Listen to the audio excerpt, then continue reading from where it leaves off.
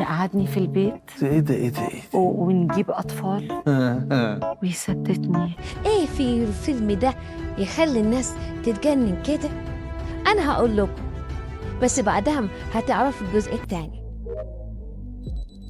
الجزء التاني رد ياسمين واللغز. كلنا مستنين ياسمين بعد اما نقول لها كده مبروك على الفيسبوك، وكتبت 4 كلمات بس: هذا من فضل ربي، ونزلت معاها آية الحمد لله رب العالمين. سؤال هنا بقى، ليه ياسمين اختارت الآية دي بالذات؟ ليه ما قالتش أنا فرحانة؟ ليه ما قالتش شكرا للجمهور؟ في سر ورا الكلمتين دول، وسر ده هو اللي هيفسر لكم ليه الفيلم نجح. امبارح كان في فيلم عادي، النهارده السينمات قفلت التذاكر، اختفت، والمنتج طلع قال جملة واحدة قلبت الدنيا. بس استنوا، اللي حصل بعدها من ياسمين عبد العزيز محدش كان متوقعه. اوعوا تروحوا في اي حتة، علشان اخر دقيقة في الفيديو ده فيها السر اللي خلى الفيلم ده يكسر الدنيا. الكارثة لفت التذاكر 2025 الساعة 1 الظهر. المنتج تامر مرسي طلع ببيان رسمي قال فيه تذاكر فيلم خلي بالك من نفسك نفذت بالكامل في مصر وفي 9 دول عربية. تخيلوا معايا فيلم لسه نازل امبارح، النهارده ما فيش تذكرة واحدة. السينمات عملت عروض إضافية والناس واقفة طوابير. ليه؟ ايه في الفيلم ده يخلي الناس تتجنن كده؟ انا هقول لكم، بس بعدها هتعرفوا الجزء التاني. الجزء التاني رد ياسمين واللغز. كلنا مستنين ياسمين بعد اما نقول لها كده مبروك تقول فرحانة.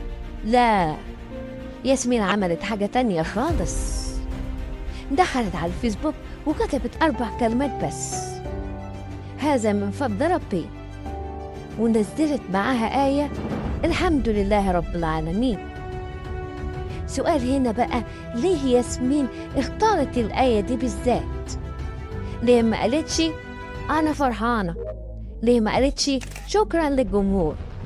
في سر ورا الكلمتين دول، وسر ده هو اللي هيفسر لكم ليه الفيلم نجح. خليكم معايا للآخر. ايه الجو ده بتاع الفيلم ده؟ حماس تاني؟ تعالوا نفك اللغز. الفيلم اسمه خلي بالك من نفسك، بطولة مين؟ أحمد السقا، ياسمين عبد العزيز، مصطفى خاطر. السقا عامل دور عمره ما عمله، مذيع إذاعي بيطلع يقول للناس خلي بالكم من نفسكم في الحب، بس المفاجأة هو نفسه بيخاف يتجوز وبيخاف من الارتباط. يعني الفيلم اصلا بيضحكك وفي نفس الوقت بيوجعك. أكشن وكوميدي وقصة بمس الناس، دي الخلطة. بس لسه ما وصلناش للسر النجاح بتاع ياسمين. افتكروا معايا، ياسمين قالت هذا من فضل ربي، والناس كلها فكرتها بتشكر ربنا على النجاح بس. وفي حاجة تانية حصلت محدش خد باله منها.